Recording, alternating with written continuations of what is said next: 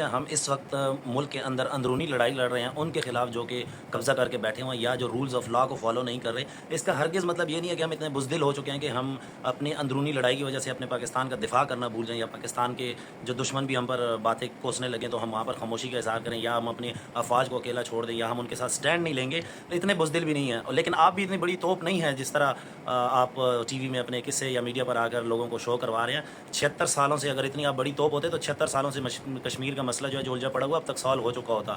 آپ کے آکسفم کی رپورٹ کے مطابق یہ ہے کہ آپ کی ملک میں 50% کی جو آبادی ہے نا وہ 1% لوگوں کے پاس ہے, جبکہ باقی 50% کی جو آپ کی دولت آمدنی جو بھی ملک میں ہے وہ 99% لوگوں کے پاس ہے. اگر آپ اتنی بڑی توپ ہوتے تو آپ ان کا ہی خیال کر لیتے.